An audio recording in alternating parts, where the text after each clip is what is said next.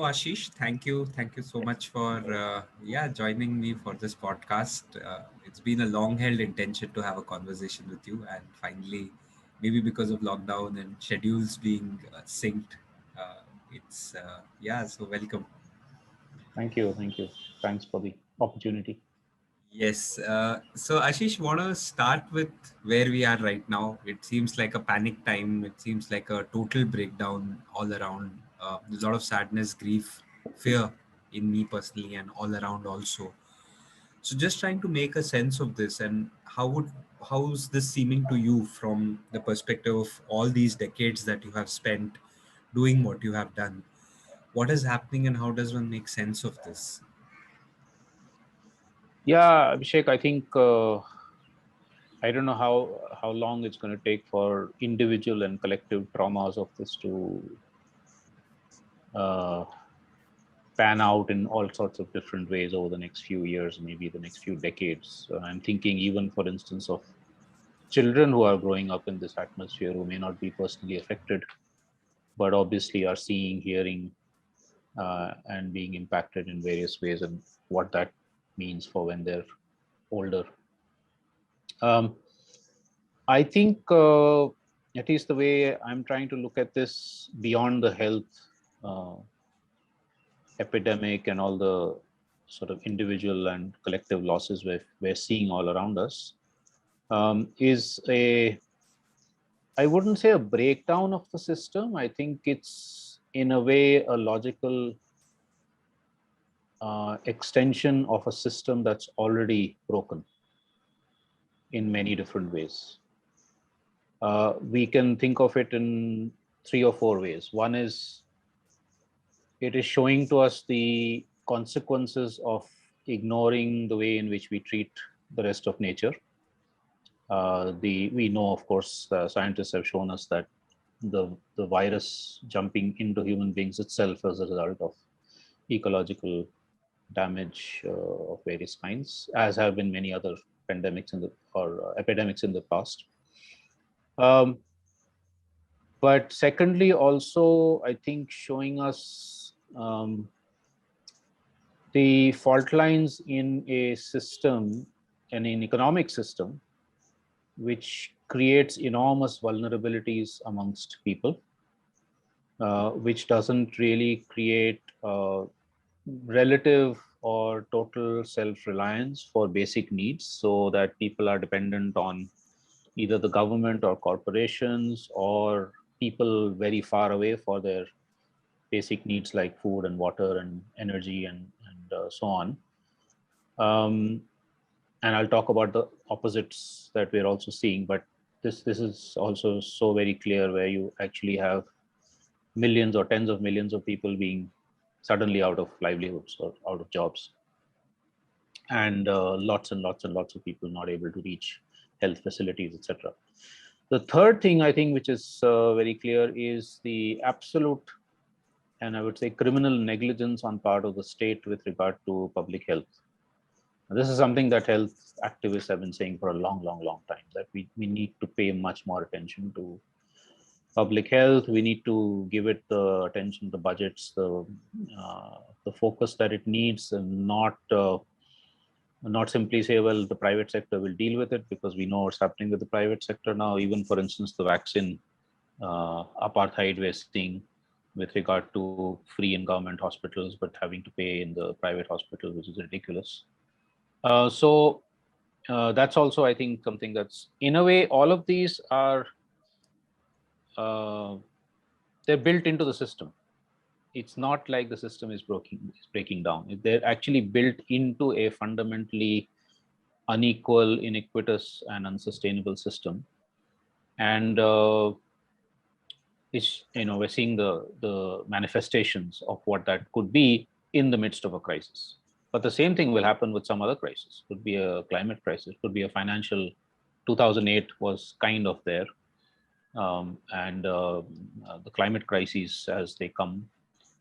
The only difference here, I guess, would be that this is obviously global. I mean, it's global. It's affecting everybody, virtually everybody. Whereas with climate crises, they're kind of localized, but they might be happening in 100 places at the same time. So in that sense, they're also global. But yeah. True. So, few things, Ashish, that I wanted to kind of open up a bit. The first thing you had said was in terms of our neglect of ecology, making conditions for the spread of these kind of viruses more easy and likely, and that you would attribute to the destruction of the biodiversity or to human beings consuming animals, or like what would you, if you could open that up a bit? It's a combination of things. It's we know that, for instance, with some of the viruses or other sorts of diseases, vector-borne diseases that have happened in the past, it has been opening up of rainforests, for instance, where which people didn't even used to go to or would be very rarely entered into. But when you destroy it for anything like mining or logging or whatever, then you're actually releasing, you're either creating imbalances or you're releasing organisms which have otherwise not really been in the human system. And then, of course, also the overexploitation, the industrial exploitation of animals. This is not really about Adivasis going and hunting animals and eating for their own consumption, which has been going on for millions of years or thousands of years. So that's not the issue. The issue here is the industrial scale consumption and exploitation of animals, either whether it is the sort of industrial animal husbandry, livestock farming, or it is large scale commercial hunting for feeding global markets. And it's this combination, which it's probably the latter, which is one of the origins of the COVID virus, but many of the previous ones have been through deforestation and other such things. And then the other factor there, which I should have mentioned in the beginning also, is that what economic globalization does, this mad global transportation of humans and materials, which has happened especially in the last 25, 30 years. It's like it's exploded, right? I mean, things are going back and forth at rocket pace all across the world. Um, it just makes it, I mean, the virus is very happy because it just makes it so much easier for it to travel all across the world. Whereas if you had much more localized economies and much less of this incredible amount of trade and human um, mobility, then it would be so much more difficult for anything like this to travel. And even if it did, it'd take much longer. So people would have more time to take precautions. Yeah. Also, another thing that opened up for me when you were sharing this was, just as there has been deforestation and mining, at the human relations level, I feel capitalism, or whatever we call it, has been able to monetize communities and break them down, literally like a psychic or psychological deforestation. And almost seems like idea viruses also spread very fast because of homogeneity and the broadcast systems, and they behave in similar ways. Like, this is a physical virus, so perhaps the conversation is alive. But if I think about idea viruses, like say Hindutva gripping the imagination of the country, and how homogeneity and certain set of conditions are allowing entities to latch on and start proliferating in unprecedented numbers, right? Like memes also now are, it's kind of a new reality, right? So I wonder whether, do you see us then being able to restore a little bit of balance both at these levels? Because again, I would say that if there would be communities where there would be diversity, then these idea viruses would not spread, because it would self-regulate. You would have a diverse set of people in the background, and uh, it would kind of work out. uh, so just wondering if that kind of small, do you feel there is a scope of returning to small is beautiful in a system which is very clever at hiding its logic, hiding its harm, and showing off the gains? So clever, right? The system's so clever at doing that and pulling the smoke screen. So do you really see us being able to restore community, restore small, or using this opportunity to actually, I don't know, I mean, to bring that back into the conversation? That, yeah, just wondering. Yeah, I mean, yes, I absolutely do. But before I get to that, I think because you've sort of touched on some of the underlying structures which is causing the three or four phenomenon I was talking about in terms of what this is, it's a sort of logical extension of the system. I didn't really define the system. So in that sense, you already opened it up. And I think it's important for us to then recognizing what are these fundamental structures or relations that are causing these things in the first place. You mentioned capitalism, and that certainly is one of the biggest ones, especially in the last 100, 200, or maybe like 400 years, colonial times onwards. But also, of course, underlying that is patriarchy, racism, in the Indian context, casteism, all of which are probably much older, and what some people call statism, which is the concentration of power in the hands of the nation state, which we have kind of willingly given over in the name of democracy. So all of these and others, and then also underlying this very fundamentally, which kind of maybe is at the base of all of this, also um, is human-centeredness, is anthropocentrism, is the notion that we rule the earth, right? It's this typical modern science pyramid of human beings, pyramid of life with human beings right on top and supposedly the most intelligent of all creatures. Whereas if you look at, for most parts of human history, people have thought of human beings as being one of a circle of life, right? Which one of maybe many, many, many species.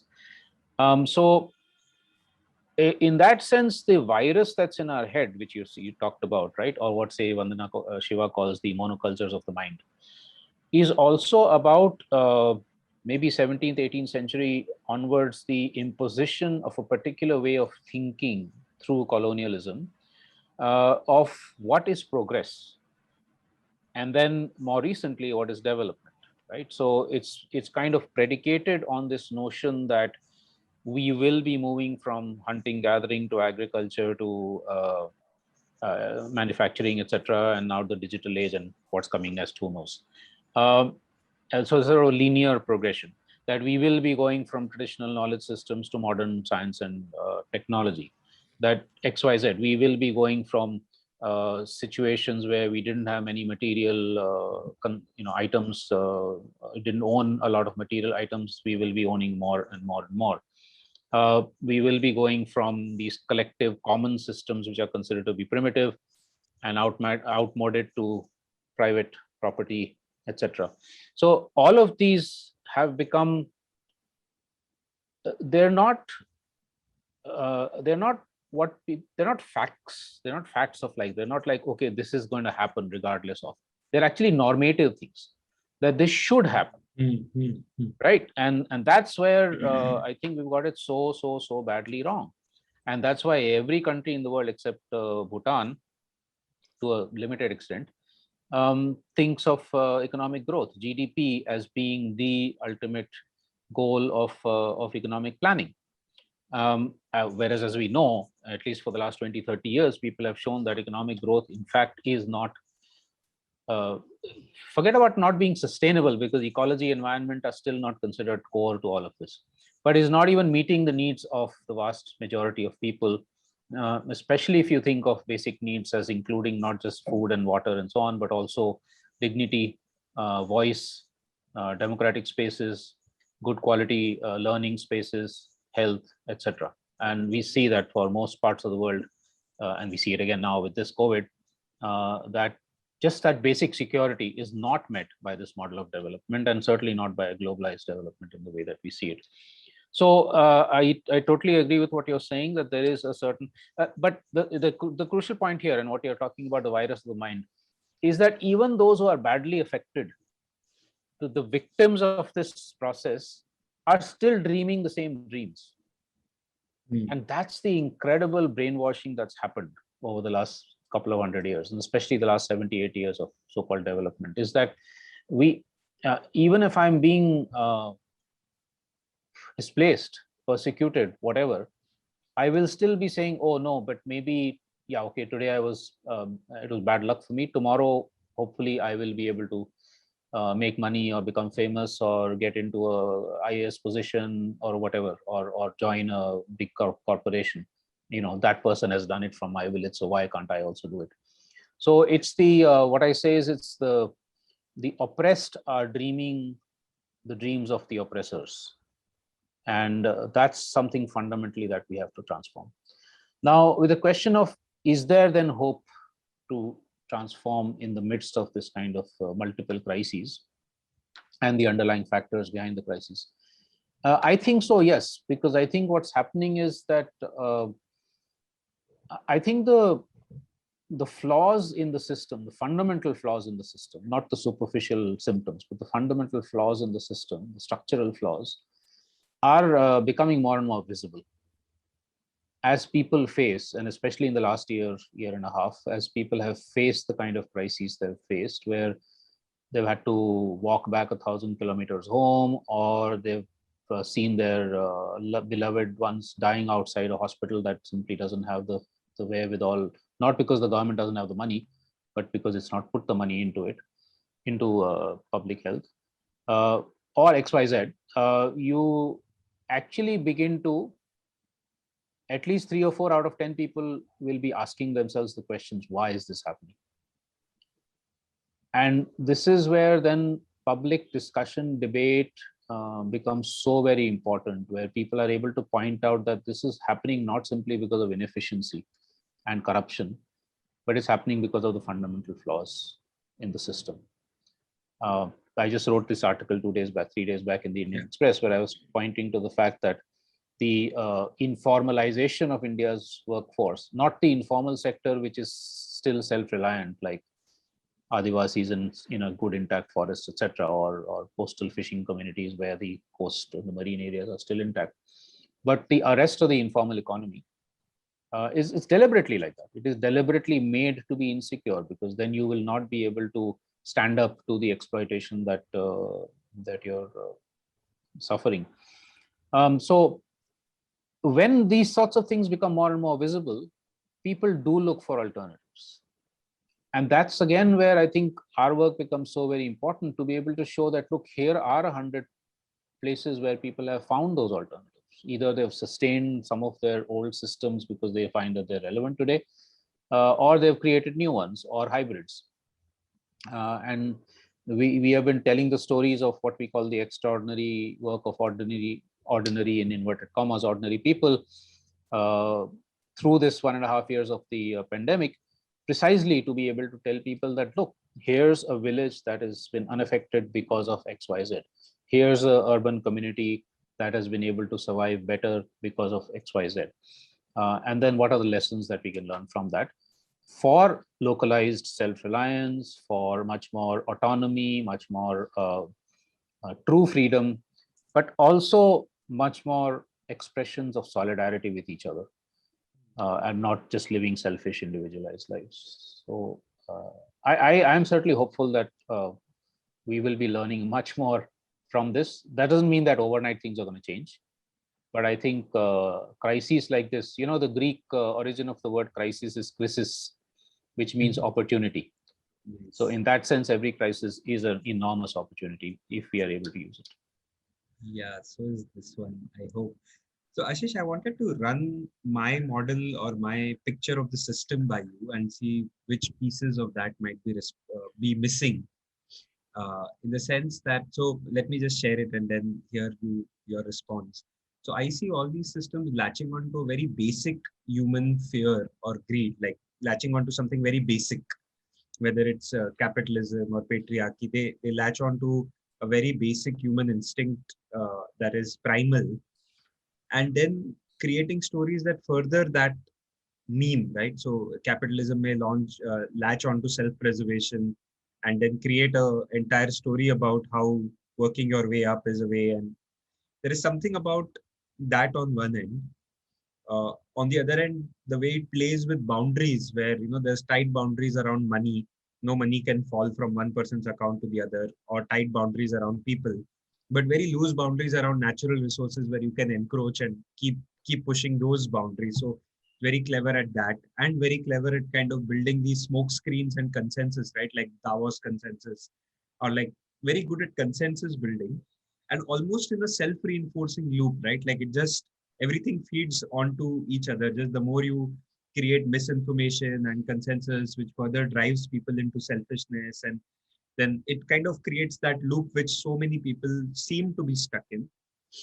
Uh, and you have seen alternatives also. So obviously there is something in these people. I don't know if there is something common in these people, some imagination, some capacity to rise beyond these primal instincts, that unlocks their imagination. So two questions I have.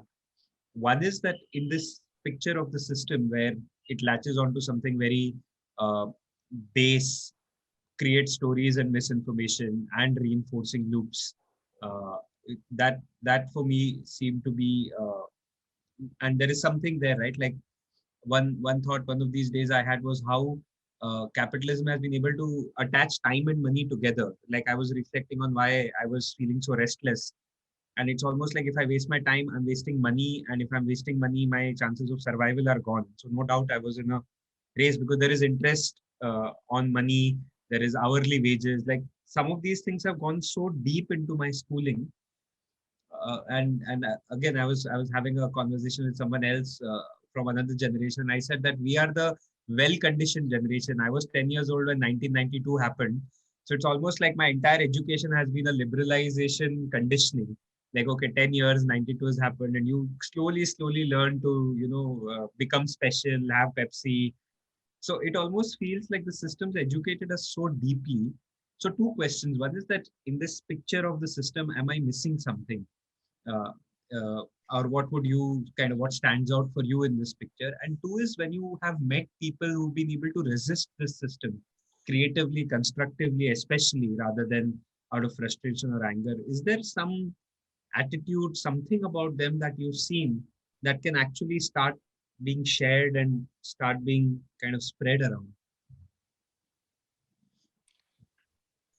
Yeah, I mean that's a whole lot of very complex things, and I don't even necessarily feel competent to to address all of those. But okay, some additional thoughts to the ones that you've given. So this is actually turning out to be a good conversation in that sense.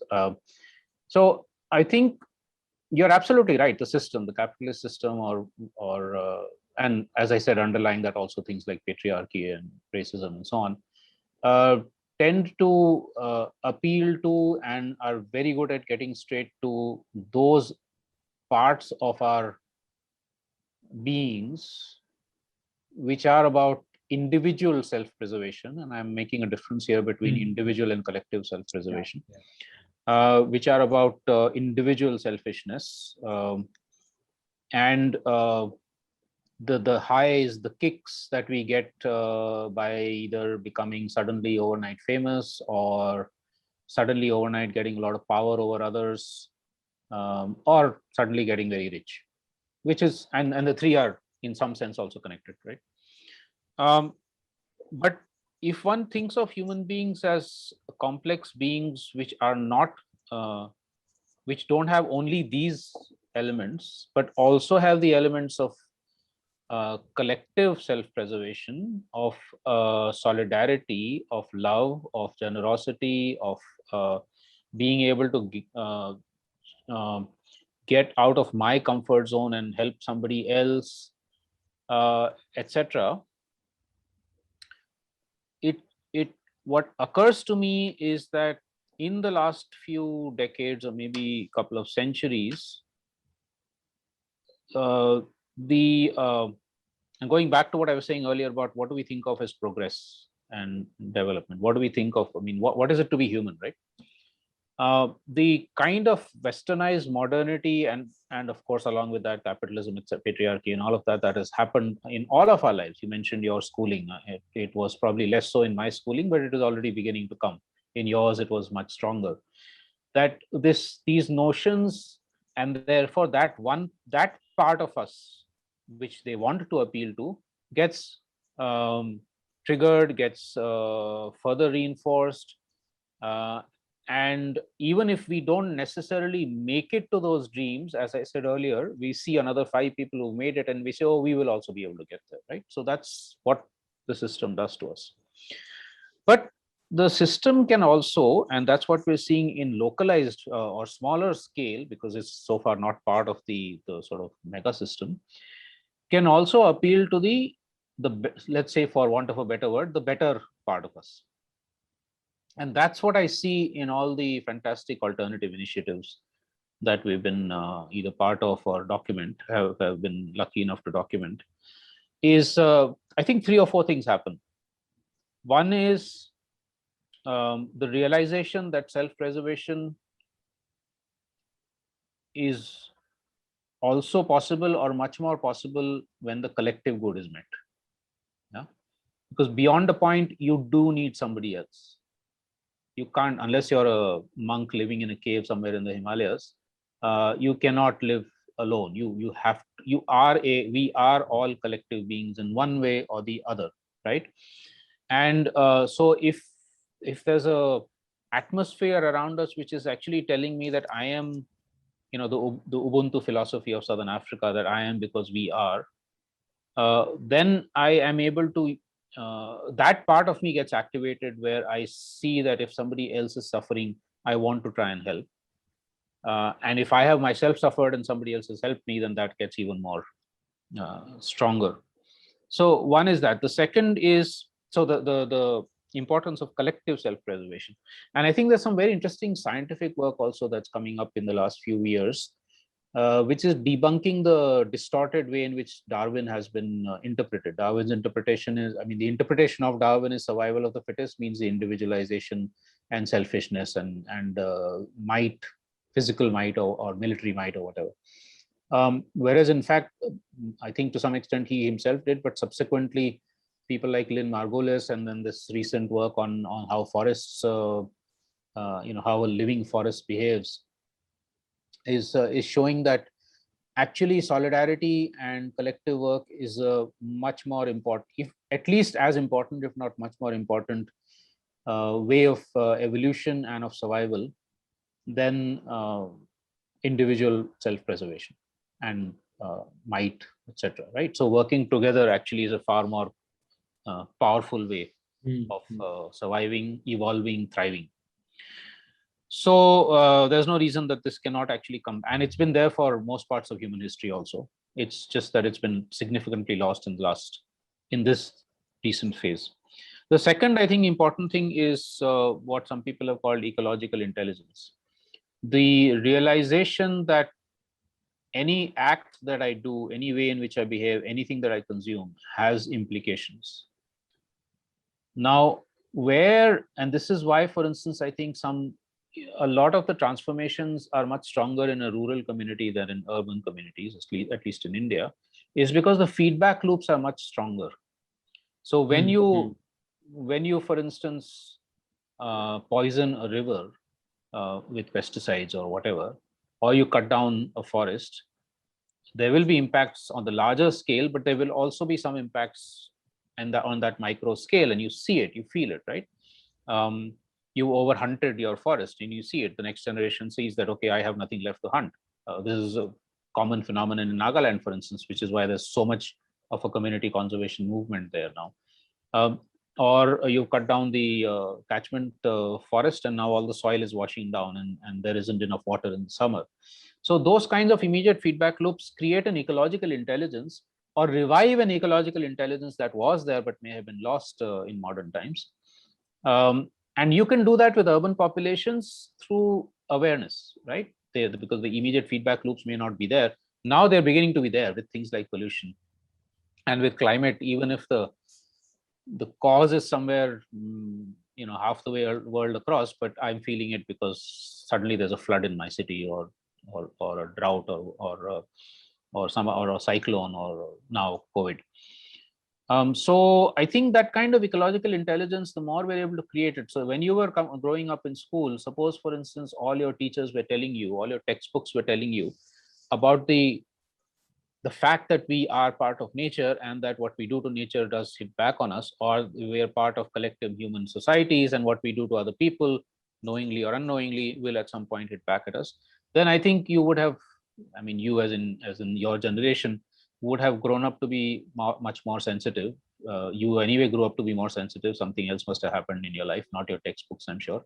But we would all be then, in that sense, much more ecologically intelligent, but also ecologically concerned, and I shouldn't say wise, because that's too big a word, but certainly more aware of what's happening. Another thing you talked about was the consensus. And yes, the system has been extremely good at creating some kind of a consensus around what's a good life, or what is development, etc. Right? But to my mind, I think it's a very false consensus. It's a forced consensus. It's not a consensus that's built on individual experience or collective experience. It's coming from the outside and it's set in my mind, and then I just believe it, right? Or in my heart, and I just believe. So, whereas in the alternative initiatives, what we see is that that false consensus is strongly challenged.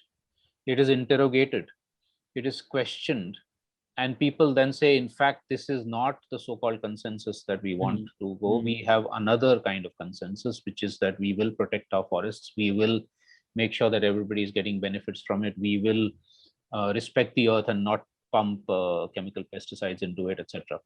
So I think consensus, there are many different ways of building it, and we have to find creative ways in which we can challenge this false consensus and actually build what I think would be much more genuine, meaningful, real consensus about ways of living and doing things.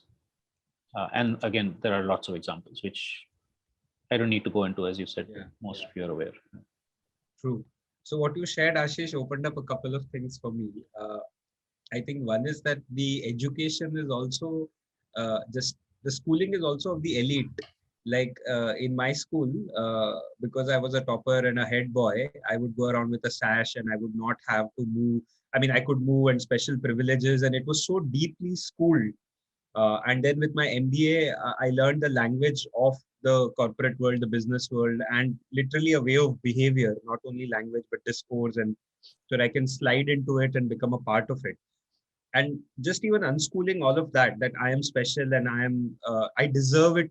And of course, it is me. And I've also been into the self-help zone like forever, ever since. And that self-help obsession of how do I max out my life and how to win friends, influence people. And so all that, I think, so one thing I'm realizing is that the system is not only schooled the oppressed, but also the oppressors in feeling legitimate about that oppression and feeling like, okay, this is how things are. It's so obvious. So I think that's one thing that came to me. Um, just naming them, because those are also not expecting us to go into those threads, but just naming them out. The other was, I think, the assumption that suffering is bad. I think this Can I, almost like Avi, sorry, hmm, just sorry to interrupt you, but just as a aside, or maybe not an aside, I think it's important. Despite everything you went through in school and MBA and so on, which was where the system was telling you how to behave, you turned out to be different. What made that happen? Because that could give us clues on where is it that we should also, apart from the education system, etc., where else is it that we should focus, where people are actually able to see the other side of the story, and the flaws and the fakeness of the system and what it's telling us. yeah, I reflected, I mean, a few things for that. I think one is at 10, just as whatever the globalization, liberalization was happening, the Earth Summit was also happening in 1992. And Bittu Sehgal, Sanctuary Magazine, and Cub Club. And so there was a seeding of that at the same time at a very early stage. It's like now 30 years now that, and Enron dam was there. So I didn't understand complex issues, but I knew kind of, okay, maybe the dam is wrong. So I was writing the local newsletter about that and banning zoos. And also, I feel one is a very early start was one thing that definitely helped. The other is a very wide exposure. So even before my MBA, for example, I was at Asia Social Forum, which for the first time it opened me up to a world because I was a commerce student in Bombay. So Asia Social Forum in Hyderabad was like a whole different world. And even a stint with RSS, I did 9 months with RSS during college to experience that side of the world as well.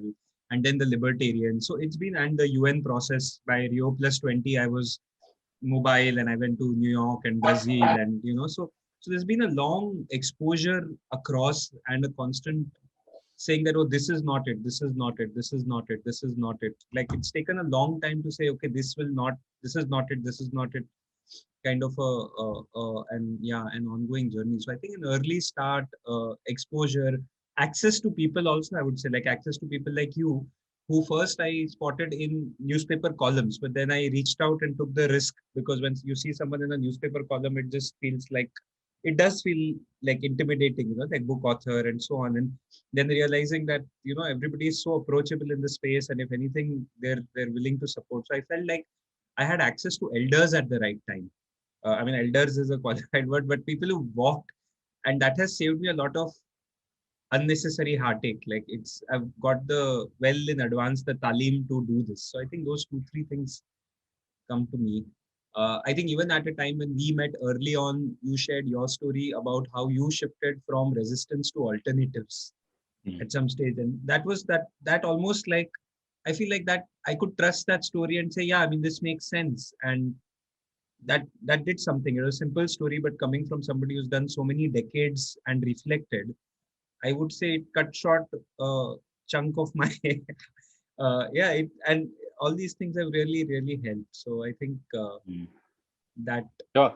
I mean, what this brings to us, and this is probably a common story with variations, obviously, for a lot of people who are in our space. Some being lucky enough to have done that, some having struggled to be able to, get these spaces, etc. I think it basically opens up a whole line of, which I know that you people have already been doing, sort of whole line of inquiry and exploration on how do we make these sorts of spaces much more systematically available, so that they're not just chance, systematically available to young people. But yeah, anyway, that's a whole other conversation. Yeah, Yeah. yeah.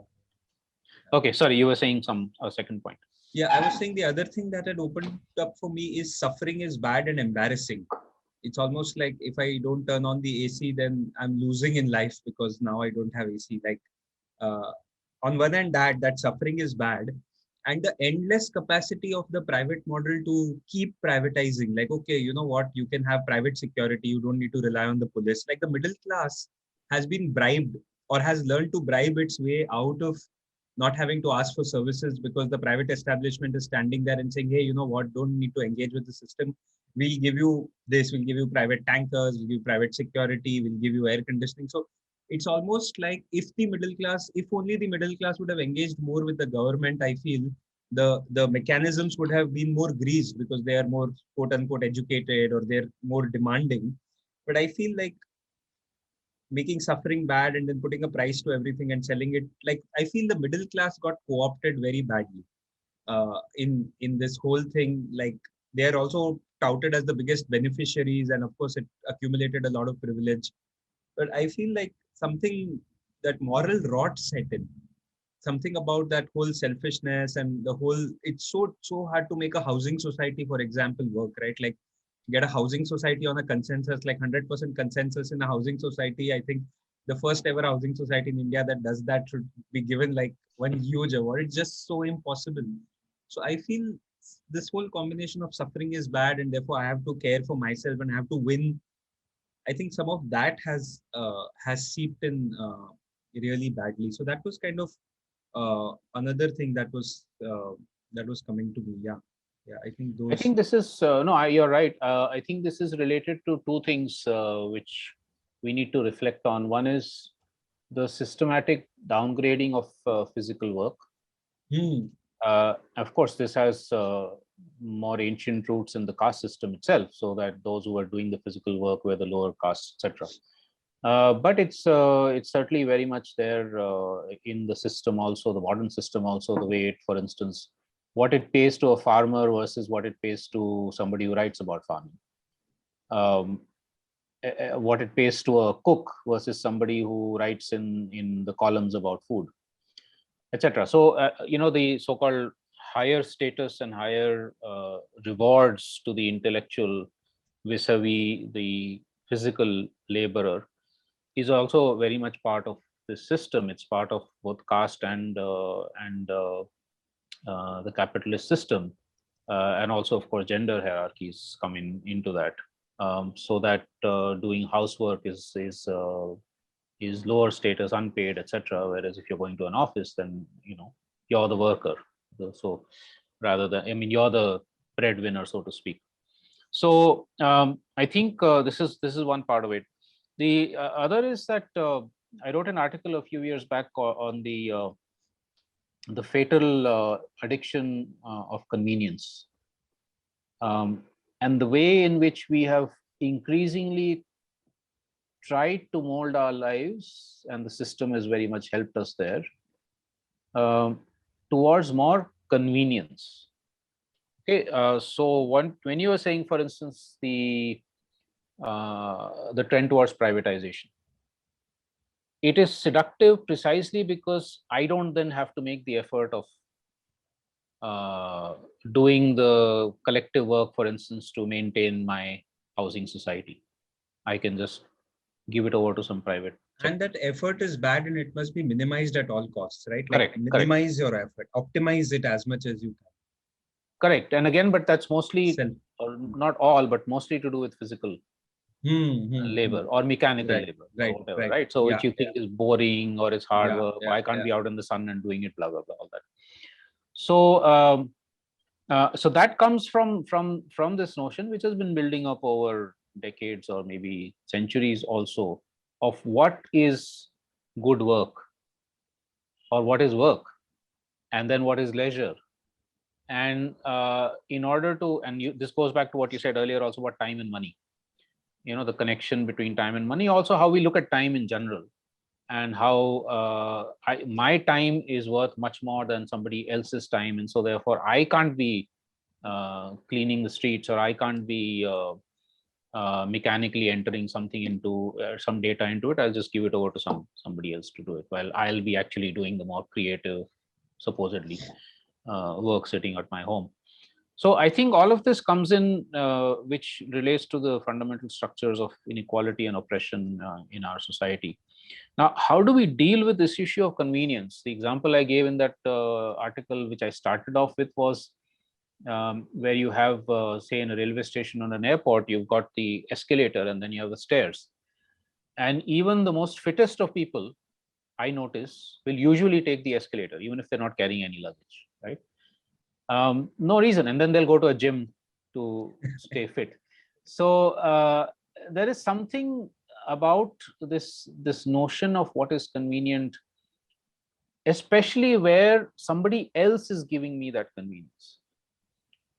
If as a community I had to build those systems and I had to put in the work and the money to build those systems, I would be thinking about this a little bit more strongly. For instance, let's take energy as an example. Right now, I switch on the light, I put my what's it called, mixie into the plug point, and magic, there's electricity there. Now, supposing there was localization and my community is the one that is producing the energy, in which all of us were giving some amount of time and effort and whatever that makes it going, I would think twice before using that energy. I would say, oh, maybe I can do this one I can do with my hand. I don't actually need to use a electric mixie. Um, and this again also goes back to the ecological food, the loops, the feedback loops thing. Yeah. So how do we think In fact, what do we? sorry, Ashish, one more thing on feedback loops that came to me is that in Mumbai, there is a island city surcharge which makes sure that there is uninterrupted power forever. So it's only when I step out of Mumbai and see a power failure, I'm like, oh, okay, this happened. Because Yeah. Mumbai, they have taken away that feedback loop entirely. Like there is no feedback loop. Like you will never lose power. So it's that extreme, like really extreme. And people actually not just get used to it, but they think of it as an entitlement. True. Like proud of it. I can. Yeah. No, and I Yeah. have a right to 24 hours power supply. Yeah. How dare somebody else, stop it Yeah. without actually even thinking of where it's coming from, what is the effort going into Yeah. it, what's the ecological consequences, social consequences, etc. But so, how does one tackle this issue of convenience? I think is a very difficult one, and it's a big one. You can take cycling as another example. It is absolutely fine for somebody to cycle 2-3 kilometers and go and do your shopping, or go to work or whatever and come back. There's 90-80% of the population can do it, right? Okay, those who are very old or too young or who have physical disabilities, no, but others can. But yet we will take a two-wheeler or a car or whatever, because it just means pushing the pedal rather than making that physical effort. And then again we'll come back and go to a gym. Now, so how does one change that? I think one way to change it is the earlier thing about ecological and social intelligence. What is the consequence of my convenience on somebody else, and how am I inconveniencing somebody else because of my convenience? This is something most of us don't realize, and I think we just need much more better education and awareness with regard to this. Second, how do you think of harder ways of doing things as being not just acceptable but also cool? Why is it that in Europe, businessmen in three-piece suits, politicians, are cycling to work? It's not inconvenient. I mean, they could certainly, and these are people who can afford a car. But you create a certain atmosphere of saying, well, yeah, it's cool to cycle, or yeah, okay, this is how I'm going to stay healthier. But you also then create the systems that make the cycling safe, right? Yes. So it is this individual choice which is also in some sense being determined by the system of what it's telling me, but then also the systemic infrastructures that would be Yes. needed for me to not have to work 100 times harder, maybe Right. twice as hard, or Yeah. thrice as Yeah. hard, but Yeah. not 100 times harder, and where it would be not unsafe for me. And you would find that people will then go into that. They will actually start doing that. And last point here is how those choices can also be made more convenient, in the sense that if I have to, let's say, if I want to buy organic food, right? But there's only 2 shops in the city. For my everyday consumption, I'm going to go to the nearby thing and buy the chemical laden stuff, right? But if every neighborhood actually had an organic shop and farmers were coming and selling it to me, I would find it convenient to actually Right. do what Yeah. would be the right thing for the environment and Yeah. for myself. Yeah. So I think these are all factors that True. we need to look at and change. Yeah. I want to own up this convenience piece, Ashish, a bit and unpack it in my own zen. So, for example, there was a time when I opted for a computer that would boot instantly rather than wait for 30 seconds. Because that, and when I observe more closely, it is literally brain chemistry that is like there is a release of serotonin that I'm after, or whatever, dopamine. The brain chemistry is like that. And even with WhatsApp, social media, the whole thing, it's really wired for the brain chemistry to go on an overdrive. And at one stage, when I was trying to relax myself over a break, I realized that my body is in a constant state of slight tension because you never know where a message will hit from you. And for an experiment, I had installed a dating app just to see what that does for a few days. And that is like one more degree because now you're like, you can get a mating signal from anywhere, like a dating signal of a potential. So it's very subtle, but it's really brain chemistry is being toyed around with, right, with tech. And also when you talk about convenience on one convenience, it's literally like on the other end, big tech is tweaking your brain chemistry and teaching you to be more and more impatient, or increasing the threshold of entertainment. For example, in Netflix now, it's so common to see gruesome violence. It's almost like small violence is no longer going to shake you, so like let all your body organs be out, or like immense amounts of sex, for example, and like all out. So it seems that there is a reverse race. So that was one kind of point that I wanted to talk, and how therefore at a micro level big tech is doing what it's doing, and of course macro level is a whole different question. So that's a huge domain in itself. Um, but I think my deeper inquiry then, I don't know if it's linked, but I think in a way it is linked. Is about truth, right? So what is truth and how hard it has become to determine truth? Because I feel like more than the air pollution is the information pollution, right? In this ecology, it's so hard to make sense of what is really true, because again, the same brain chemistry seeks certain type of news and almost like entertainment. Like I literally feel like as Netflix gets more entertaining, news has to keep up.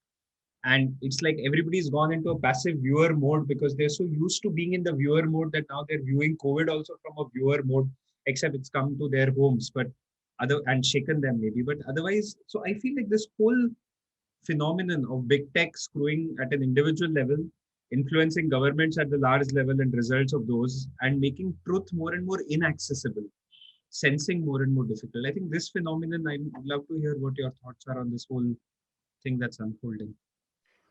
Yeah, I think, Kosh, you're touching so many different aspects of a very complex reality. I'm also feeling a bit at sea here. But yeah, I think these are fascinating things, and very scary and worrying also. So let's take the time issue. Earlier, you'd said about time and money being conflated by the system. I think it's beyond that. I think it's also how we view time in a linear way. That's what, again, Western modernity has told us, that time is linear. There's a past, present, and future, and we should always be moving away from the past and going into the future. And that connects to the other linear things that I spoke about earlier, which is what gives us the thing saying that if I am taking 5 minutes off from work or from being on the computer or whatever it is, I am in some sense going against progress. It's not just about money. In some sense, it's I'm going against progress. I'm going against development, including my own, right? And I'm wasting time. Now, this whole notion of wasting time, and I do that myself, so I know it very well. Just like you do, I also have the same sort of sometimes tension. There's an interesting experiment I've been trying. It's something anybody can do. There's a app called Stretchly. There are many apps like that. There's an app called Stretchly, which is meant to save your eyes, essentially, basically, that you don't keep staring at the screen. So every few minutes, it will tell me, take a minute off, or every half an hour, it says 5 minutes off, go stretch, go make a coffee, go whatever, XYZ. Now, when I first put that on, I was resisting it because there's a override function. You can override it. Say, okay, skip this break, or tell me after half an hour or whatever it is. And then I started realizing, but that's stupid. I put it for myself, and then I'm overriding it. What's the point? So then I actually started following it. In the last few weeks, I've actually been assiduously following it. And so every few minutes, I am looking away. I'm doing something else. When the 5-minute breaks happen, I go and do my doodling of masks, or my doodling of t-shirts, or do it on paper.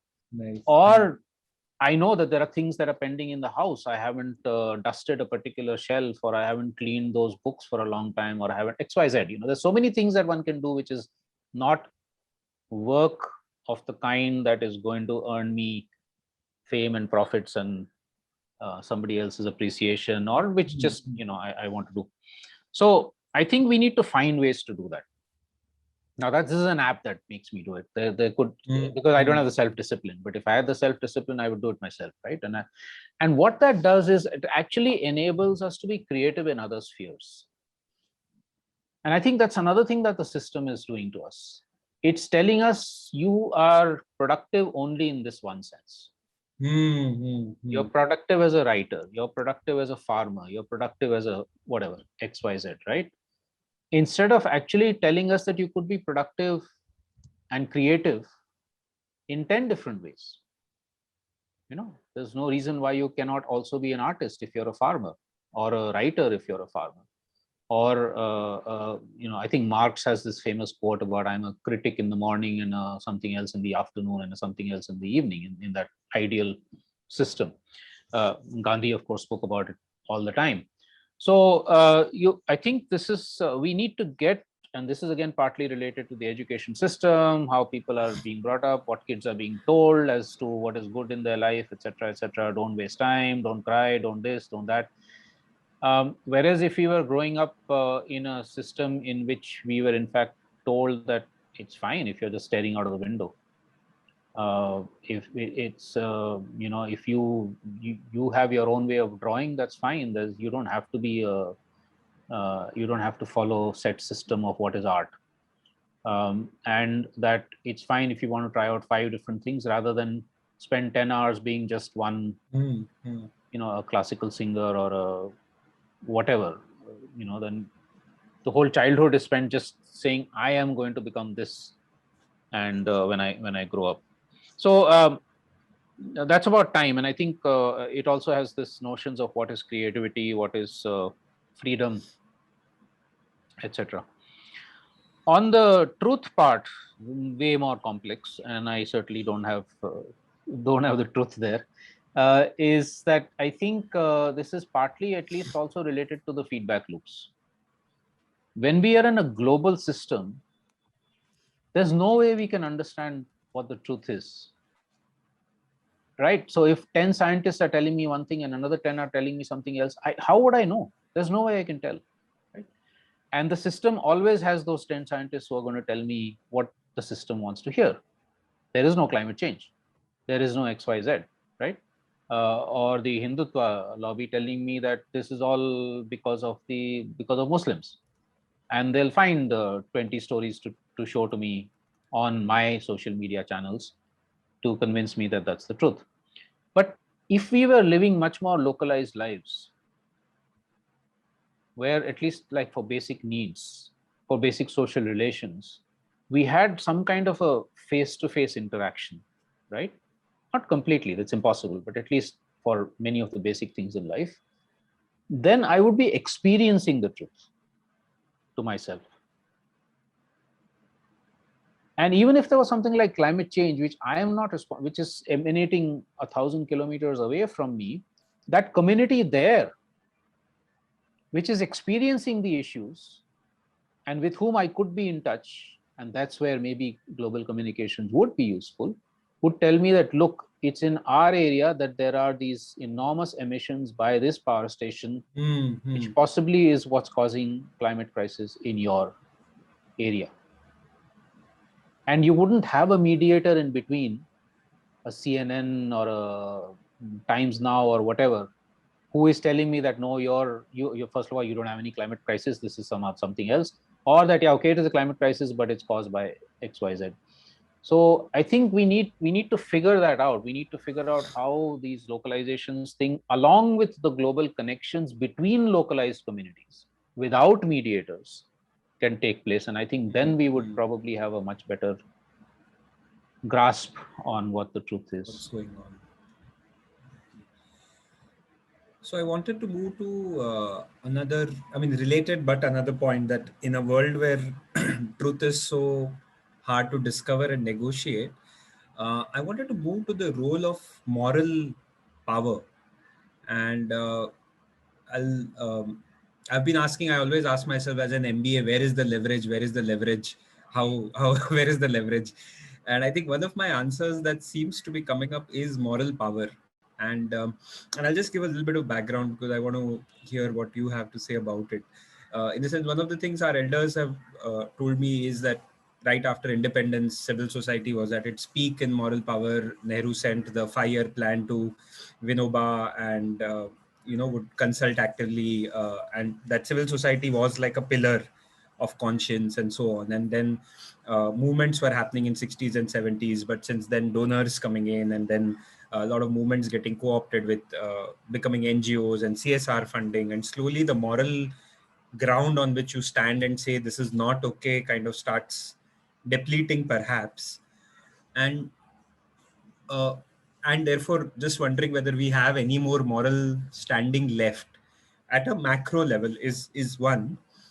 And I think at a micro level also, I must say, like, for example, and this is between us, right, in the sense that you, from what I gather, you don't use a mobile phone, and is that right? You don't, right, Ashish? Or like a mobile phone which is not WhatsApp mobile, a non-WhatsApp no, mobile phone? it's not a smart. I do have a phone. It's not a smartphone. No WhatsApp. Yeah. No apps, etc. And I use it only for things like OTP, big booking tickets, and all of that. Right. So not even as a phone mostly. So now it's a small action, but the moral force it's able to exert is immense, right? So for me, for example, I'm like, Ashish can anchor or manage like a network like Vikalp Sangam without WhatsApp. And that means it is possible. And so there is a value of moral pressure also, right? Like you don't have to do anything or to say anything, but just your actions, if it's an interconnected web, also exert a subtle moral power, right? So just holding that as a question on one end. On the other end, I also see a lot of my friends kind of avoiding or staying away from me, because if they get in touch with me, they almost feel an obligation to, like, I've almost seen like they have a obligation to somehow share what they're doing good for the world, or somehow even without me saying anything, they feel like they need to justify their existence to me in some strange way. Like there is something going on in that realm, at the personal and the macro level. So I think question to you would be, one is, are you in touch with the moral power? For example, someone like you exerts, and is it conscious, unconscious, and is there a leverage you see there at a macro level? How do we kind of restore civil society moral power? Because I wonder whether we have ever will have the numbers that say a political party has, but morals on the other hand, a handful of people can actually be those voices, right? Like Anna Hazare perhaps was a voice, or like, is there a space on that? So just want to have your take on moral power, personal and macro. Yeah, I mean, firstly, I would use the word ethics, ethical power rather than moral, because uh, partly for strategic reasons. I think one of the things that happened, certainly I remember when I was in school, we used to have those moral science Science, or yeah. whatever stuff, and obviously most of us would rebel against it, because like, it was being rammed down our throats that Gandhiji always spoke the truth, so you must always speak the truth, blah blah blah, all that. And rather than actually telling us stories of how people like Gandhi or everybody else dealt with the issue of honesty and dishonesty, it was just this bland stuff being rammed down our throats. And so the word moral sometimes it's the whole moralizing thing gets very problematic. So I don't have a Ethics. yeah, I don't have a fundamental, I mean, sort of a inherent problem with it, but I would much rather prefer the word ethics or ethical principles or ethical values. Now, I think let's take the individual actions first. I do think that individual actions have a enormous ethical force. Now, you used my not using a cell phone as an example. I think that's a very small one, but the more one can set individual examples, one can set one's individual life in a way that is for oneself, but also becomes an example for others, the more the possibility of that becoming a collective thing. Okay. Um, Mobile phones is one, living without a refrigerator is another one, cycling to work is a third one, etc. I mean, these are small things, and of course I can give you many more examples of what I have not done in my life, which I'm ashamed of.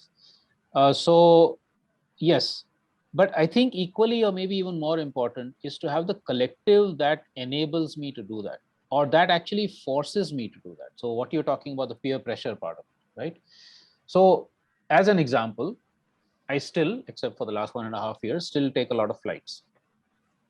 Now we in Kalpavriksh we've had 2-3 discussions on a travel policy, and we after all those discussions we built a travel policy where it says that as far as possible, if it's a distance that's not so difficult on train, then to take the train, and only in emergencies to take a flight for that, like 800 kilometers, 1,000 kilometers kind of thing, right? What that does to me is that instead of falling into the convenience of just taking a flight, I will think of saying, okay, but this is what the policy says, or this is what my circle of colleagues and friends is saying, and so let me uh, be a little more inconvenienced to myself and do this, right? So that's again what I was saying earlier about convenience and inconvenience, because I also want their approval, and I agree with the policy. Ethically, fundamentally, it is a policy I agree with, right? So I think that collective then becomes also very important for us to be able to keep pushing our ethical boundaries and limits also. Now, at the macro level, um, this goes back to our earlier, this the first point we were talking about what part of human nature is being appealed to? Is it the selfish, individualized, greedy part, or is it the solidarity, love, generosity, selflessness part? The system, of course, is pushing us in the first one, and is telling us that is also that's, you know, either we forget about morals and ethics, or this is actually what is correct to do or the right thing to do. We need the counter forces at that macro level to tell us that no, in fact, it's more right to, for instance, go cycling rather than taking a fossil fuel car for XYZ reasons, right? We need the iconic figures, and I don't necessarily mean celebrities. It could be a young person who's doing it and then becomes well known because he or she has taken that bold action. It could just be, it could be, for instance, the New Indian Express yesterday taking, or two days back, taking the position that they will not report on IPL because they feel it is shameful that the IPL is even going on in a situation where there's a national medical emergency, right? So when I read that, they put out an ad on that. It gave me that ethical sense, you know, the force to say, yeah, this is something that needs to be done, and hopefully at least another few newspapers will follow suit. So it's that those kinds of actions that also then become public. So there's stuff happening around me in my life, but there's also then that larger macro thing that's happening, which is able to challenge. I remember, was it Prakash Padukone or one of them who actually said, I refuse to do any endorsements and advertisements of commercial products that are bad for health or which are destructive. So individual people like that also standing up to the system and saying, okay, I don't want that money because it is destructive. So yeah, I think that's there. And then bringing back people who we have held in high ethical standing from ancient times, could be religious figures, could be public figures like Gandhi and Ambedkar and so on, or it could be others. It could be an indigenous Native American who has stood up to the might of the American empire and said some fantastic things, or whatever. It could be any of those people. So bringing them back into our lives, but bringing them back not in a moralistic way, not in the way we were taught in school, but in a way of saying, okay, here's what happened. Here's the human part of the person who said this amazing thing. And some of it is coming in fiction. I just finished reading, I was telling you, Amitav Ghosh's Gun Island. Before that, I read this science fiction book called Ministry for the Future and others. And so in entertaining ways, people are bringing these ethics in through stories, through bringing back folk tales, which are always full of ethics. And imagine a whole series of kids' books with these sorts of folk tales, which tell you that the ethics of living with the tiger in the Sundarbans, or the whatever. I mean, there's so many fascinating, fantastic stories that we have in the world, which go. Oh, it's Kajal joining us. Hi, Kajal. No, she accidentally entered, I guess. Yeah. Okay. Yeah. Anyway, so yeah, I think we need much more of that. And I think last point here, this answer has been too long, is that I think the ecological movement, maybe even the human rights movement, has been far too cerebral. It's been trying to appeal to people's minds too much and not to people's hearts. And that's where the right wing has been very good. And the advertising agencies have been, the corporate sector has been very good. So we need to figure out how we can actually get through to people's hearts and have stories that last much longer, which bring the other ethics, the ethics we really want in our lives, back into center stage. Great. So I'm going to ask, I mean, yeah, as time is moving, there are so many questions, but I'm going to ask a personally salient question. It may seem like a silly question, but for me, it's a very salient question, which is, what is the right relationship with Gandhiji? Right? And Gandhiji in particular, but like our elders in general. Like, to me, Gandhiji feels like this father, and I feel like a son who will always disappoint him, kind of a thing. And the moral pressure of his experiments extends all the way here. At least to me, you can't avoid that. And you have his picture anyways on every currency note, or like there is not a day when you don't encounter something related to him on one end. And that related to that, there are a couple of That questions, might right? Huh? that might be solved soon. Within the next 10-15 years, it'll probably be Modi on all Ouch. the currency notes. Yeah, but yeah, I hope not. But just holding a couple of questions related to Gandhiji and all our elders, and this constant feeling that are we letting them down in the way. So I think one is, why is it so tough to organize in the way they were able to organize at national levels? Like, what's happened? Is it postmodernism that everybody wants to be their own Gandhi, or is it that there is no common struggle, like freedom struggle, that we have? I don't know. So one is, why is it so what, the first part, and it's a multi-part question, so any part you can take and respond. So first is, what's the right relationship with Gandhiji, our elders, people who set very high standards for us, and this constant feeling of like we're not living up to that, or like which parts of their experiments should be, like it's a tough one there itself, with his insistence on non-violence and that becoming a credo for people. And we're facing opponents or people who refuse to even negotiate or dialogue or engage. So what are you going to do now? So I think that's one whole piece. What's that right relationship? The second piece is, why is it so tough to organize now? And is it lack of methods? Is it lack of our own inner practices? Like, what's going on there? Why could not something go viral? Why is it so hard for things to go viral? I mean, some answers have come, right? So for example, I guess I underestimate the complexity of doing things and actions. Like, I did a prayer meeting yesterday and I thought it's a simple thing, why can't more people copy it? But then I realized in doing the prayer meeting there are so many sensitivities and responsibilities. Like, it's not just come and do a prayer meeting, and maybe that's why things don't go viral, or we're not able to call for actions. So yeah, so second is, yeah, so one is Gandhiji, what's the right relationship? Second is, like, why is it so tough to organize around things? And the third, last one related to that, is also this question of abundance and scarcity, right? Like, I somehow, in very very limited understanding, when I see Gandhiji's journey, and when I see, say, Tagore's journey, I sometimes see an abundance scarcity kind of a dynamic playing out. Scarcity, or like need greed on one end, and abundance on the other end, kind of a thing, right? And with our generation, I wonder whether will ideal of simple frugality will even work. Like, we are all Mumbaikars, we say, that Bombay School of Social Work, that we've been brought up with a certain level of comfort, and any less than that will just leave us very very, yeah, we'll have to slowly build that capacity if ever, and we have those desires. So just, yeah, I think just if you can contextualize some of that for today's generation, that would help.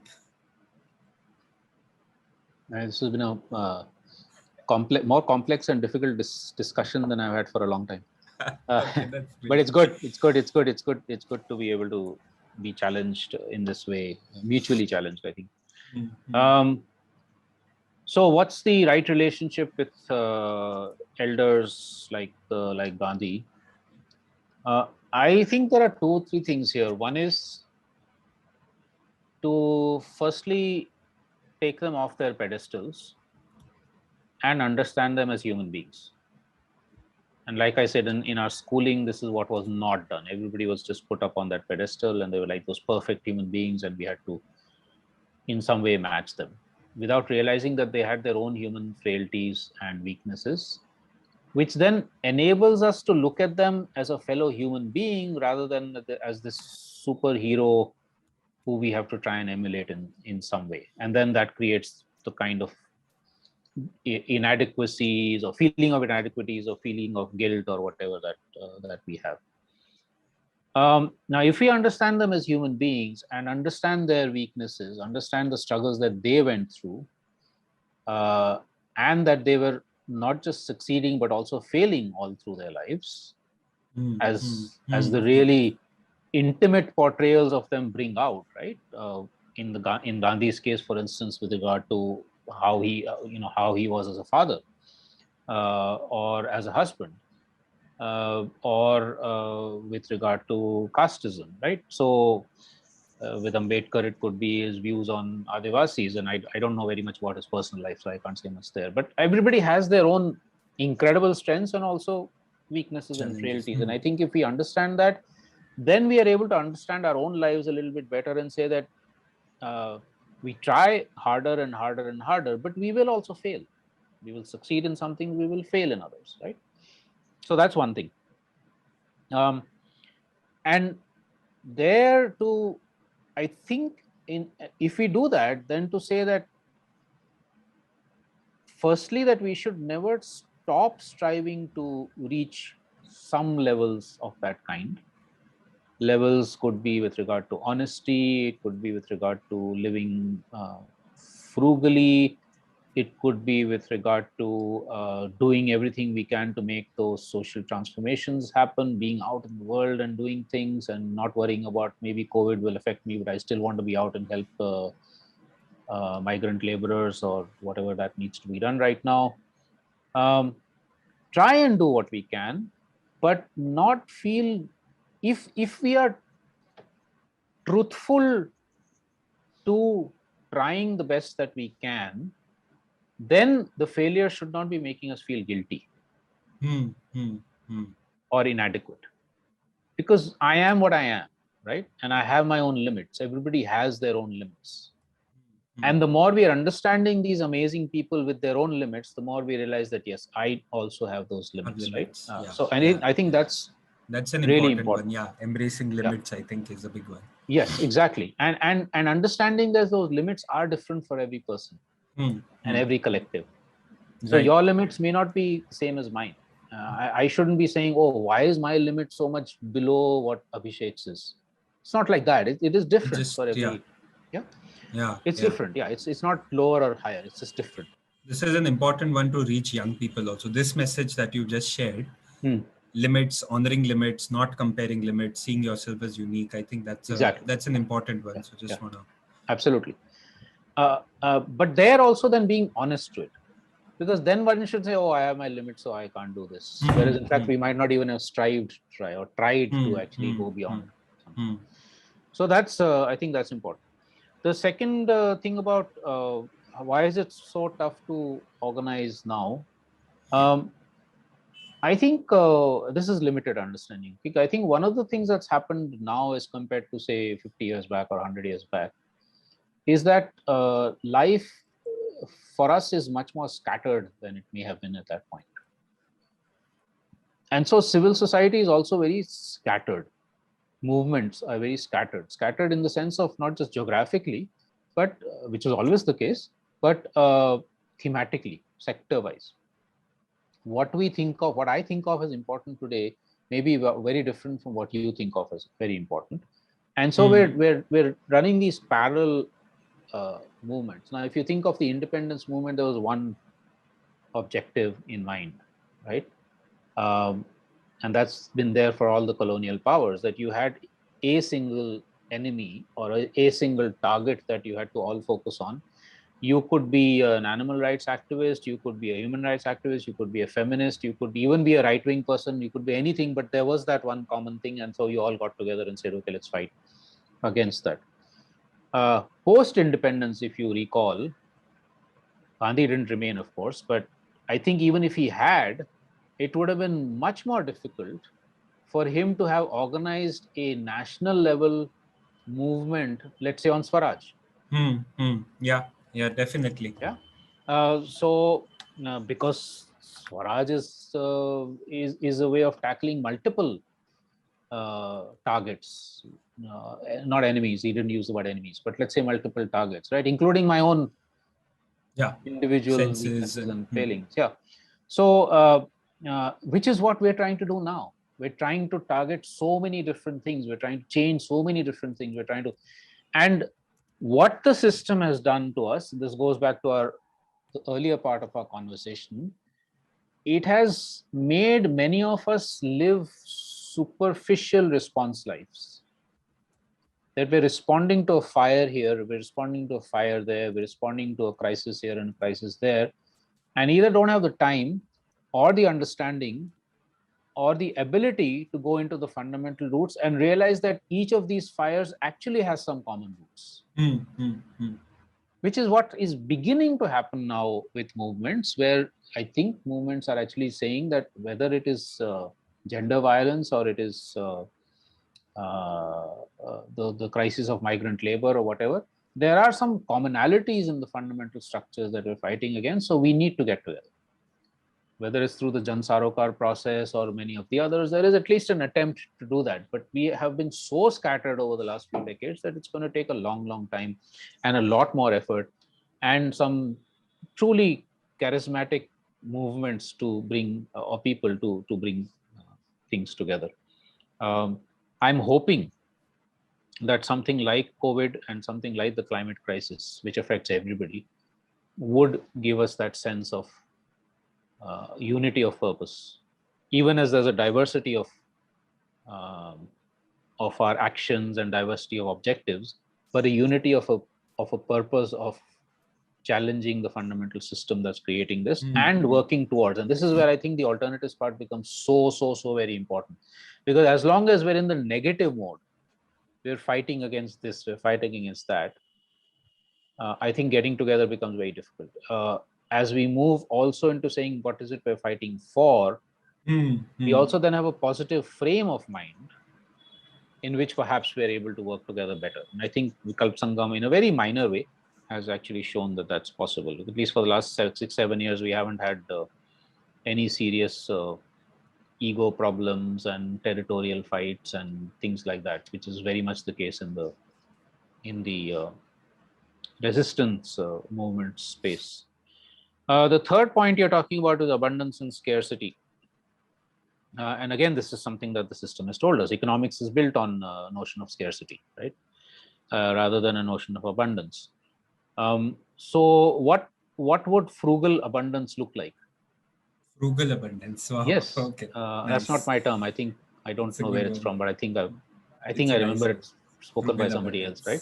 Nice. What would it look like? What would a notion of enoughness look like, which is also wealthy? Wealth as in not money, but wealth as in well-being. Yeah. I think so. Part of it is rescuing words and terms. In the alternative economy, Vikalp Sangam, there was that goddess of wealth, which was not about money. It was about so many other things, about social relationships, about happiness, about my relations with the rest of nature, etc., right? So rescuing terms like wealthy and abundance and so on, but then showing how one can do that without sacrificing the basic comforts, because the notion that we have taught, unfortunately, frugality, etc., is about we have to sacrifice our basic comforts. That doesn't have to be the case. We can show how, in fact, you can live happy, contented, well-being lives with much less material and energy consumption. And we need stories which show that. Right. We need the videos, we need the stories, we need the fiction, we need etc., which actually shows how is that possible. I just read Aldous Huxley's couple of months back, his book Island. Have you read that? It's a very interesting sort of semi-utopian novel of an island which has been able to show how, because it was isolated, it actually show how you can actually reach abundance of various kinds, but with a great amount of ecological sensitivity and mutual social sensitivity and simplicity.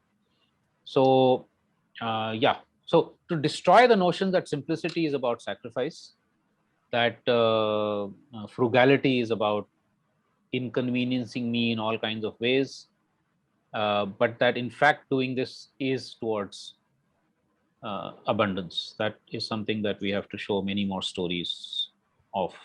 Is it going to be possible? I don't know. I always say that when I was in school, I was told that, and it was imbibed in me by, I think, my parents and my teachers and just the environment around me, that if I didn't use my pencil till like it was this small, and then we used to call it the Gandhi pencil, I was being wasteful. And that was not ethically correct. Nice. That's just 2 generations back. Wow. So why can't we change it in another 2 generations back to this, showing it's cool to use a pencil till it's this much, and it's ecologically responsible, Yeah. and that there's going to be 100 people looking at me and saying, wow, you're able to do that, that's fantastic, like what you're saying about mobile phones. Yeah. Yeah. So yeah. Okay, so just keeping time in mind, I'm going to combine two questions as my last question and then maybe come for your final comments. And there's, yeah, I think I'll combine and you can choose which one you want to respond to or both maybe. I think one is earlier in this conversation, you asked me saying, what happened in my life and so that I'm doing what I'm doing.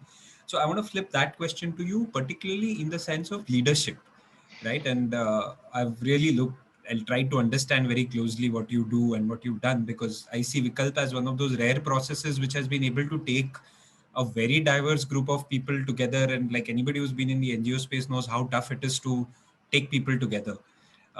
And I feel Vikalp, we've been able to do that. You've been able to do that. And yeah, collectively, I think that has happened.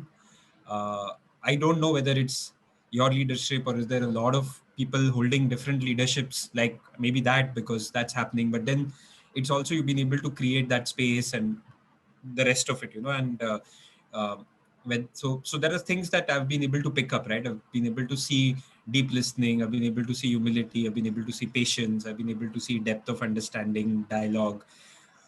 I still have questions of saying that if we have to cultivate leadership now over, say, a long horizon of 15, 20, 25 years, uh, what would you say for an 18-year-old that we are collectively building leadership for? Say it's a Gen Z, 18-year-old Gen Z who's born into a charged world, Trump, Modi era, ready to do something. And my daughter says that Gen Z will challenge the police but feel embarrassed to ask for extra ketchup.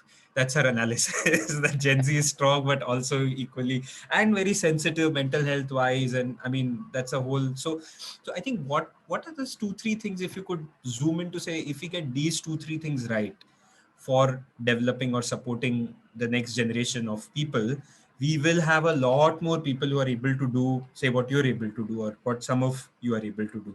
So what is that? So that's kind of one broad question. And the related second question is around the NGO complex, if I have to use that word, in the sense that a lot of it seems extension of the system itself, right? It just seems like capitalism has creeped into the NGO space and is just pretending to do good a lot of times. And that whole challenge with the movement space, people who are not necessarily people who are independently as active citizens, struggling, doing things, and really building something around that, right? What could be Is that a possibility you see even of audit, quote unquote, like non-social workers or people coming together, and this whole notion of billionaire philanthropy and foundation money and what that does? And so I think just the question around movements, saying that instead of them being very niche, say whatever 10,000 people in India, how do they go to at least a few lakh people in India, if not 10,000? Like what is stopping that? And is it, yeah, so is it funds or not? Funds is a problem, not funds is the answer. I don't know what. So I think two broad questions. One is leadership question, which got many sub questions, and second is a structural question of saying, what do we want to see more people? I mean, I know pluriversally you would say that we need all types, kind of a thing, but also if you could zoom into the NGO movement space and that dichotomy, and like what do you see as emerging answers there as a way forward? I think, yeah, these two I thought I'll put, and then I'll come back to you for your final comments. But yeah, these two. So I think, I mean, as you know, I'm uncomfortable with the term leadership, but anyway, whatever, let's Yeah. say, Anchoring, let's say pegging, yeah, enablers or anchors or pegs. whatever. Yeah, Yeah. pegs. I don't know. I mean, I think I've been lucky that whatever has come naturally to me, maybe because of my upbringing or my, all the influences I had as a child and as a young person. But one of the things that is very deeply ingrained in me is to respect everybody around me as people of their own people who are worthy in their own right. People who have their own talent, their own creativity, their own ability to contribute to a collective process. This basic respect, I think, is what leads me to listen and not impose. I don't think I'm always successful in not imposing. I think I still it still happens, but at least to try. I think that's one very fundamental thing that we and that relates also to how we are being brought up. What is it that our education system, our parents or whoever is telling us? And unfortunately, it's mostly not. We're not brought up to understand or to respect everybody else, and to understand that everybody has their own abilities, etc. So that's one thing. I think the second thing is to always understand one's own limits. It's related to the first one, but it's also different. To understand that I have, however intelligent or capable I might think of myself, I have my limits. And if I understand that, then I will again be listening to people around me, because my limits can get overcome, or the shortcomings I have can be overcome by somebody else's strengths. Yeah. And so therefore, enabling positions are those which don't think of themselves as the ones who have the answers always, but not also the other extreme of thinking oneself as being so completely answerless that you're always only listening to others.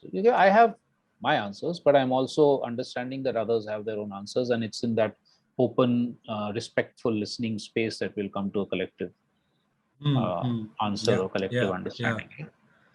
So I think that that is the second thing of understanding one's own limits, really being able to,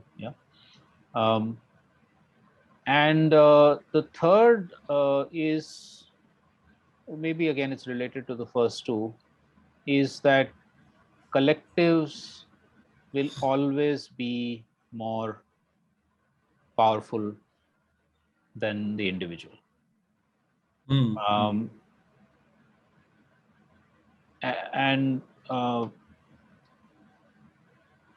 building that collective space means that and respecting the first two, understanding the first 2 points means that that collective space has to be horizontal. It can't be a hierarchical space. It can't be where one person or one group is dominating over the others. Because if you do that, then the first 2 elements get knocked out. Distorted. Yeah. I mean, we see that with Modi's style of leadership, for instance, right now, very, very strongly. So, I mean, there are probably other elements too, but I'm just saying that these are two, these three are things good that ones. Yeah, these are great pointers. I think these are quite fundamental. Then, with respect to the NGO space, I think the NGO space has gone completely haywire. Partly it's the money, but partly also it's this, what the system is telling each one of us individually is also, of course, getting imbibed by NGOs, that we are the ones who should be the ones that are well known out there. We are the ones who need to have all the money. We are the ones who need to have the power to make that happen. And if that means, for instance, finding our allies in the corridors of power and using all sorts of dubious means to get our ends met, then we will do that. And so the NGO world definitely is prone to all of these things. I had actually written an article, I think some 15-20 years back, on the empires that are being set up in the NGO world. And I want to republish it now, because I'm just waiting for a space and a time when it's timely and appropriate, because right now is not the time to criticize one's own colleagues. Because I could see the signs of that already beginning to happen, right? I mean, of course, there wasn't so much money, there wasn't nearly so much attention and ability to become famous overnight at that point. But nevertheless, There was already, even in fact, when Kalpavriksh was set up, it was beginning to happen, the desire to set up empires. But yeah, so I think, how does one then overcome this and build more of a organization, movement, collective spaces? One thing that needs to happen much more is some kind of peer auditing. I think you use the word audit, but yeah, so the sort of peer pressure, peer auditing. Now, like the alternatives transformation format that we've helped to develop, partly arising from the Vikalp Sangam process, is where every NGO, every movement can self-audit. If we really believe in equity, equality, if we really believe in justice, we really believe in sustainability, how much of that are we ourselves practicing, right? Is something that we can use a tool like that to do, but where we can also do it for each other, but in a constructive manner. Like we can do it, Kalpavriksh can maybe do it for BRM can do it for Kalpavriksh, or with each other. We did that with the Wankars, the handloom weavers in Kutch.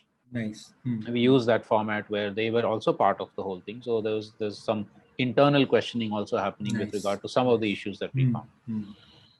So I think we have to do much more of that. And what that does is actually that makes us collectively stronger also against the attacks that the system is making on us, because it's pointing to our weaknesses and saying, look, the NGO world is corrupt. The NGO world has sexual harassment.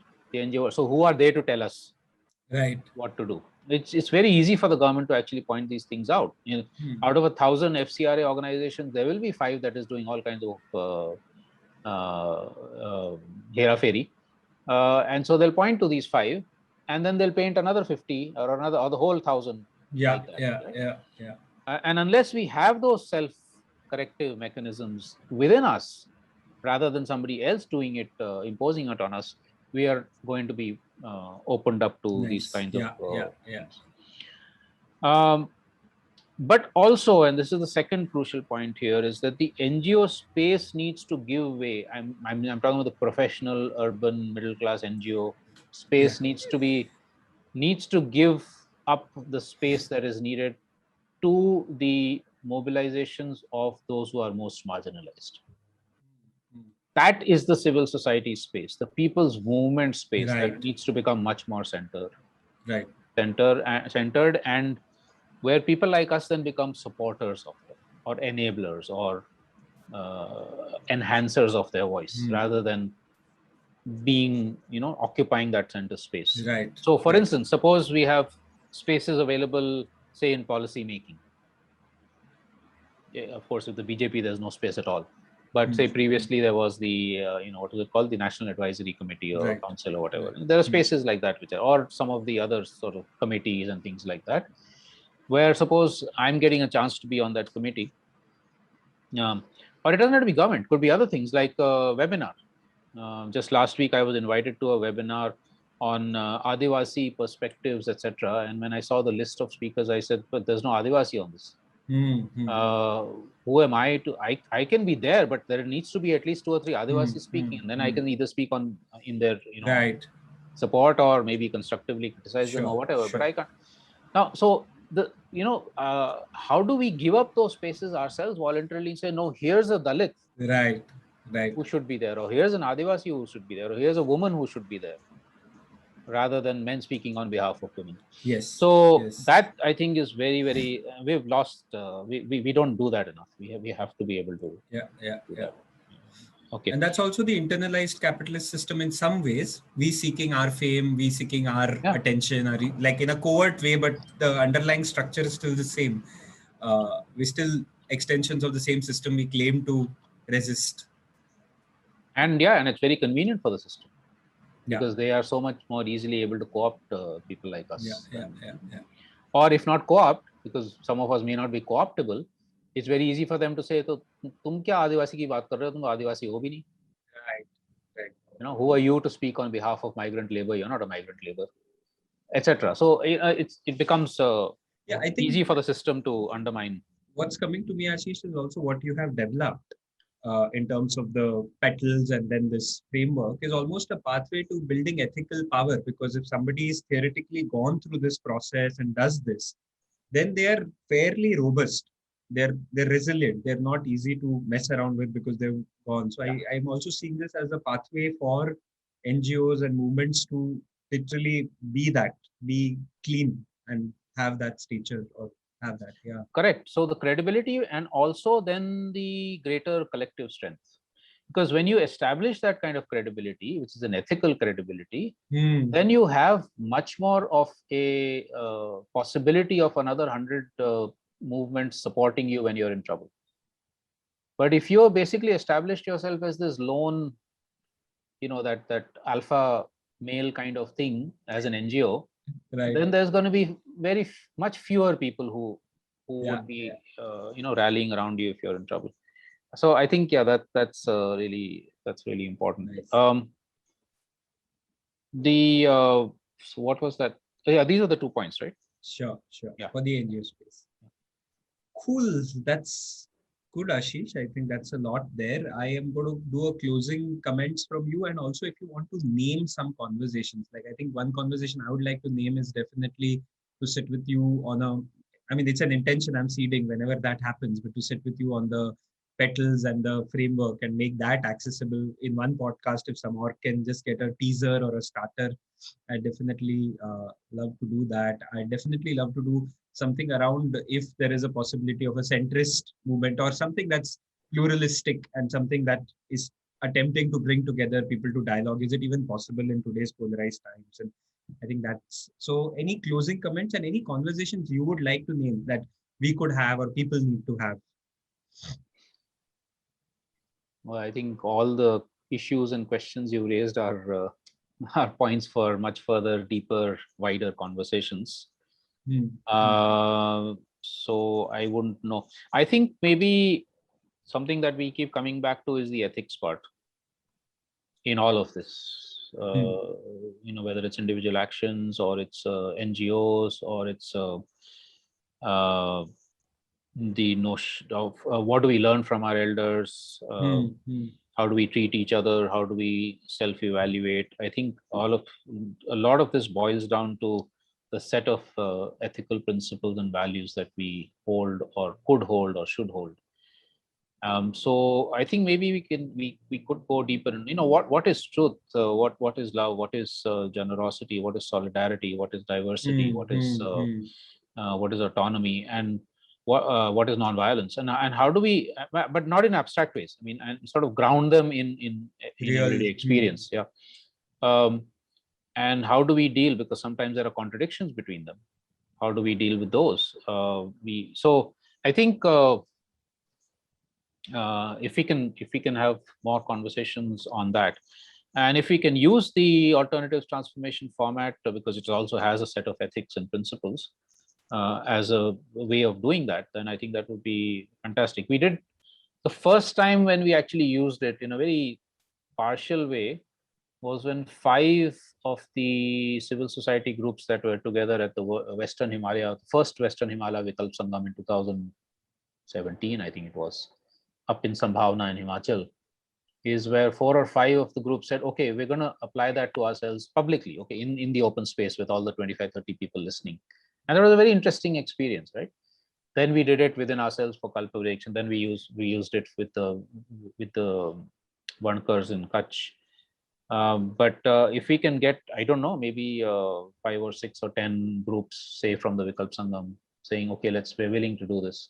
Obviously, right now it will have to be online. But that would be fascinating over a couple of hours or 3 hours if we actually say, okay, how do we evaluate ourselves? But to do it, with people outside of the organizations who are willing to listen respectfully and give constructive critical comments. So maybe we can go there. That would be a nice one. Great, Ashish. Thank you so much for your time. It's been a couple of hours almost now. And, I didn't realize. Time has flown, and there's been such a rich conversation. Feeling a lot of gratitude for just you sharing so many things. It's been very, very educational and informative. Thank you. Thanks for opening this up. I think these are the sorts of conversations we don't nearly have enough of. Yes, totally. So here's to more, hopefully, to come back. Thank you.